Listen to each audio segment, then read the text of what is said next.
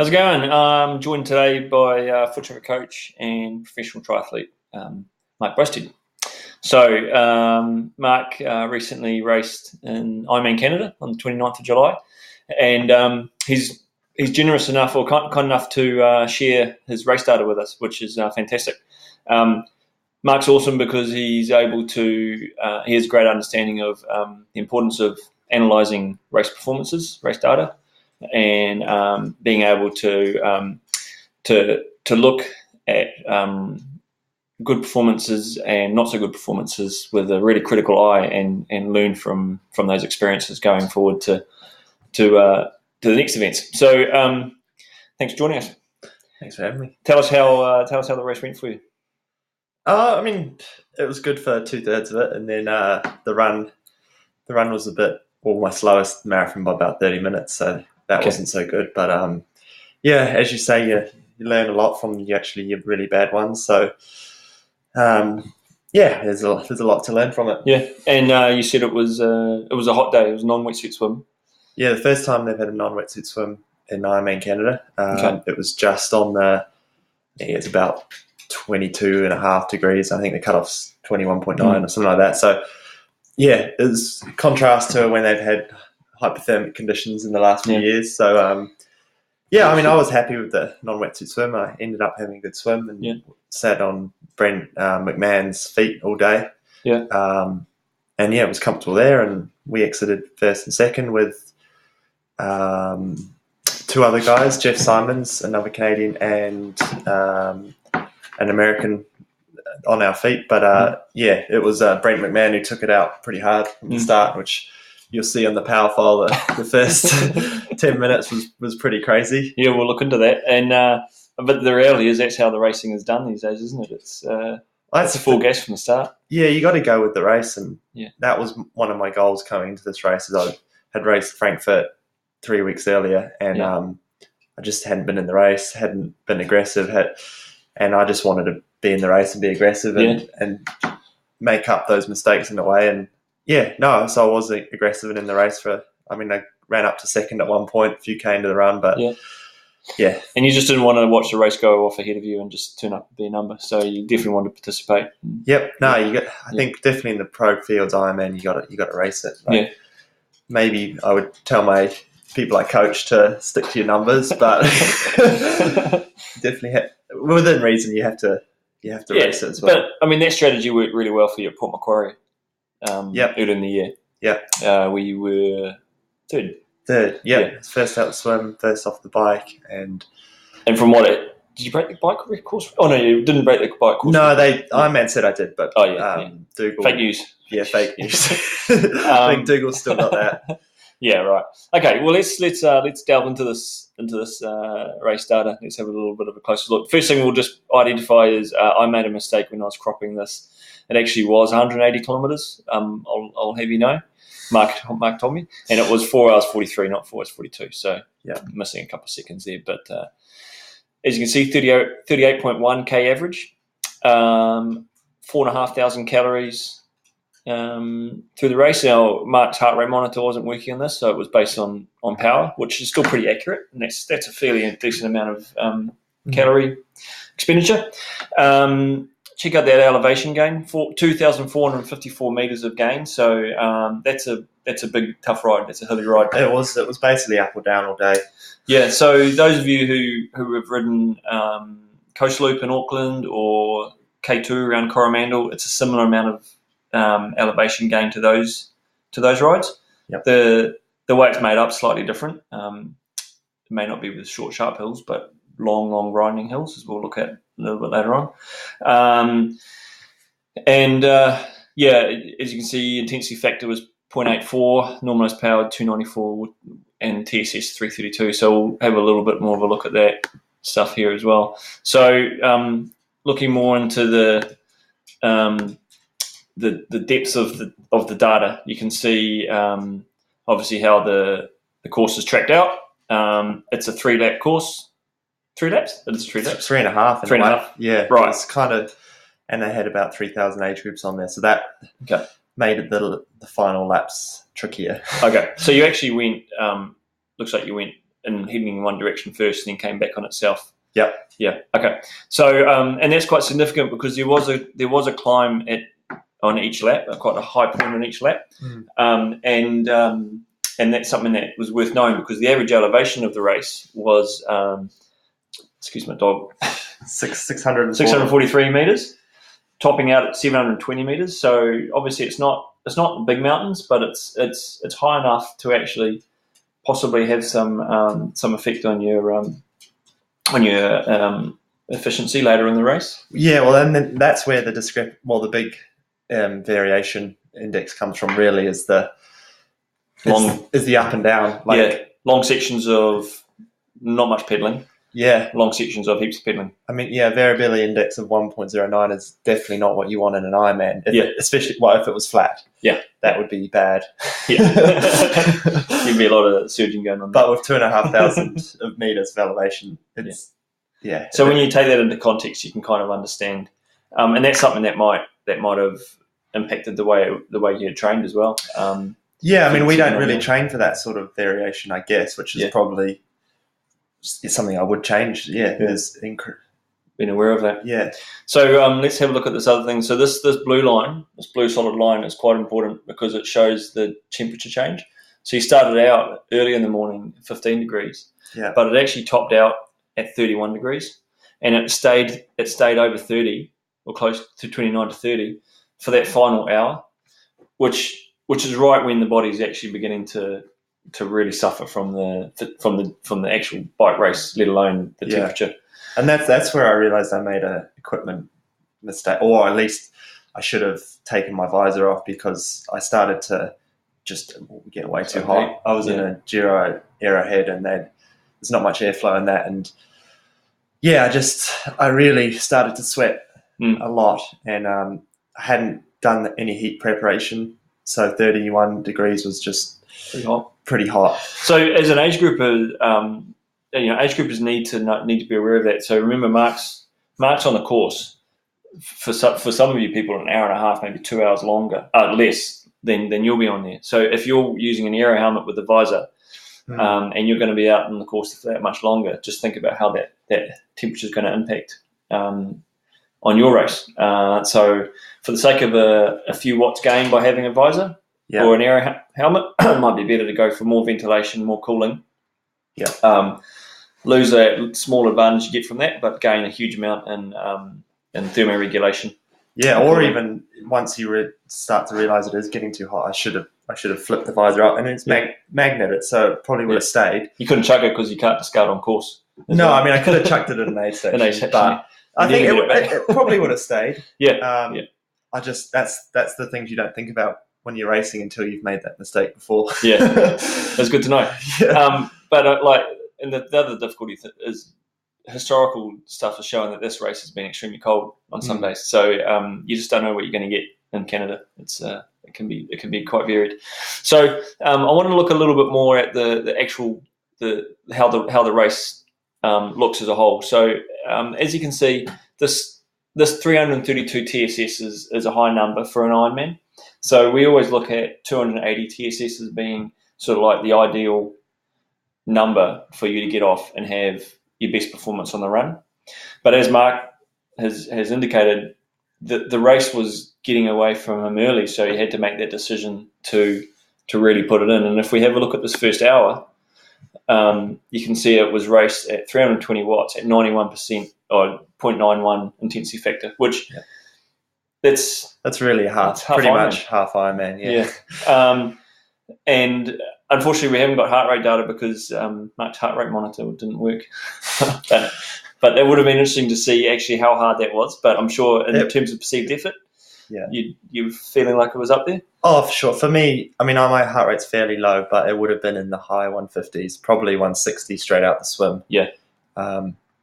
There's not much time for it to settle down because it looks like you went into a bit of a climb as well, quite early on. Yeah, and it was actually a bit technical the first little while, and I would say, and I was with Brent, and he smashed it through that first 5 minutes, maybe 7 minutes, 345.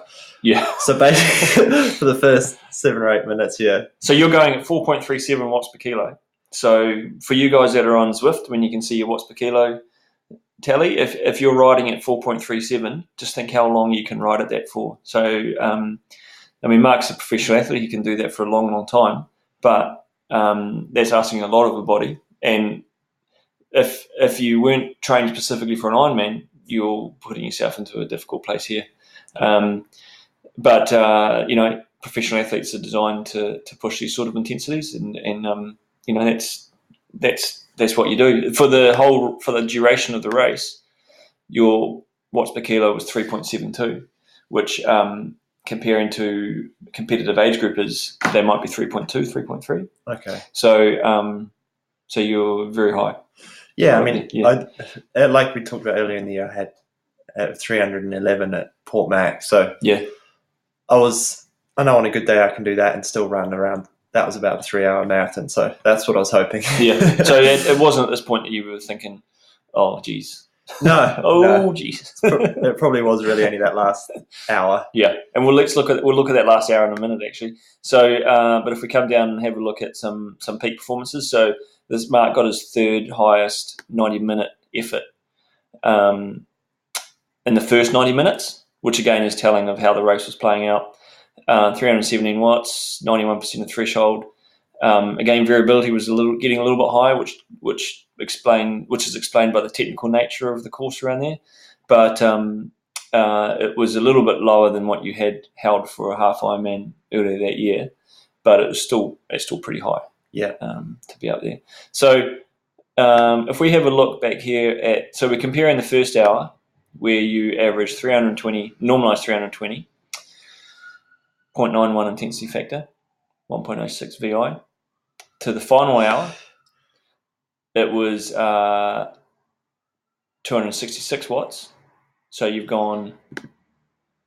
Drops. How many watts? Do the math. 54 watts. 54 watts less. Gone from 0.91 intensity factor to 0.76. And variability is quite high, 1.10, which is interesting, actually, because was the variability high because you were beginning to hurt a little bit more and you were maybe freewheeling and pedaling just to keep on top of yourself? Or was it because of the technical nature of the course, you were just having to get out of the saddle, sit down a little bit, get out of the saddle? It was actually a bit of both, but also we had TV cameras. Oh, yeah. So by that time, Marino Van Honecker had caught me and Brent McMahon. So you said he caught you about this area? Probably just before an hour to go. Okay. And yeah, they unfortunately, they're bloody good, but they do interfere a bit. And for some reason, some of the time they were wanting to get a behind shot of Marino or Brent, and it ended up me. I was like basically drafting off a motorbike. Yeah, so you're having to freewheel right back out. Yeah, and then have a shout at them if they can move and accelerate back up. And professional athletes, it's tough, eh? Not to mention, like it was a 70.3 and an Ironman on this one course, and I think there was about 3,000 athletes, and we only had half the road. Okay. So they had a line of cones, and then 3,000 people on this 60k stretch or whatever. So you can really understand how that variability can be impacted. When Marino came through, did it noticeably pick up, or did he just sort of roll to the front and just... Big time. Yeah, he actually dropped me when he came through. Okay. And for about 10 minutes, I just tried as hard as I could, and I think his initial attack had slowed down enough that I got there in the end. Got back, yeah. And you wonder how much effort was actually expended to get to that point. Yeah. I mean, hindsight's good. Like I was saying earlier, should have maybe just stuck to my own power and even maybe stopped at an aid station and got a whole bottle, because another issue you have is this whole discard zone. I needed to get some bottles over me and drink, and you can't do that in the 100 meters. No. So I should have stopped, let the group go, taken on 2 bottles, because I was really dry by that point. And tough decision to make, in the middle of the race. If you're watching the race right there, you're thinking, I'm and you had some specific goals for this race. You knew where you needed to be. Yeah, to get to Kona, I probably needed that top 5. Yeah. So you can't be blamed for that, but it's in hindsight, like you say, it's just one of those difficult things. So the other key thing about this course is there were obviously being on 3 laps, you reached this hill 3 times. So quite a significant hill from what it looks like. 3.5K, 10 minutes of climbing, 3.4% average gradient. First time up there, you were just on threshold, so 340 watts thereabouts. Second time up there, about possibly a little bit quicker. Although that might be, I may have actually marked it out a little bit differently. So intensity factor was a little bit lower. Third time up there, a little bit slower again. Intensity factor was a little bit lower again. So you dropped down to 0.88 up that, which was probably the right power to be riding for the first time up the hill. The whole ride. The whole ride. Yeah. But that's interesting. So as an age group athlete watching this, you can look, if you're doing Ironman New Zealand, you can go back and have a look at how you compared the first hill to the second hill, or if you're doing it in training, how you can go in certain parts of the course and repeat them if it's a 2-lap course. So that sort of thing's really important to be aware of. But yeah, I mean, there's a lot of really interesting information here as well. So if we look at the peak duration, peak 10 minutes, that was the first climb, 346 watts. That's high. Peak 6 minutes, 360 watts. It was at the beginning of that climb. We're talking some big numbers here. These are big numbers, and you're not a heavyweight. No, I probably would have been watts. 74 kgs maybe. Yeah.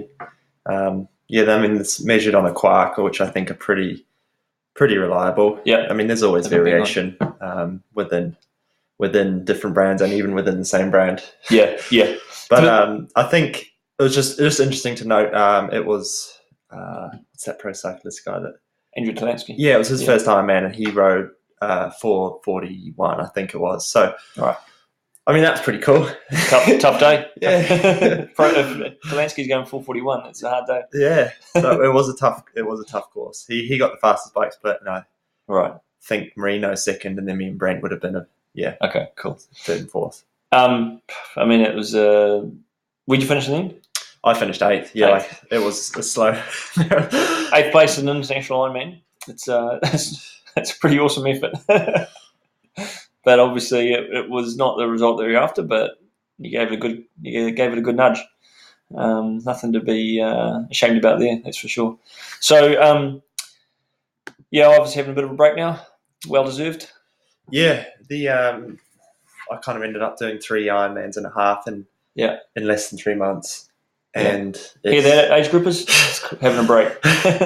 Yeah, I've had almost a month, to be honest. Yeah. I mentally and physically was shot after going to Aussie to race, then Switzerland, Germany to race, back home, and then to Canada.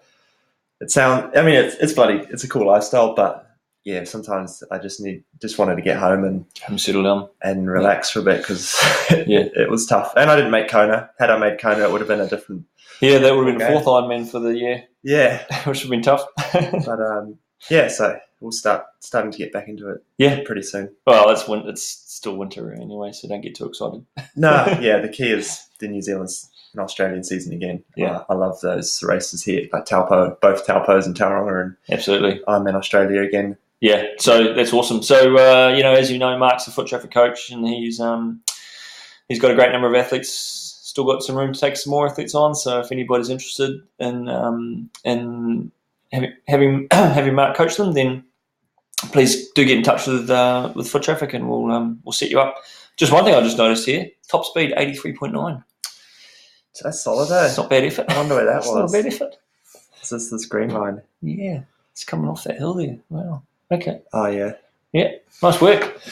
Anyway, if you have any questions, you want to make some comments, please just post down below, and this will be on Facebook. It'll also be on YouTube, so you can comment at either place. But we'll look forward to hearing your thoughts if you had any comments or suggestions around it. If you did the race and you can verify the hot temperature, and please let us know how it was. Anyway, thanks for that, and catch you later. Thanks. Thank you.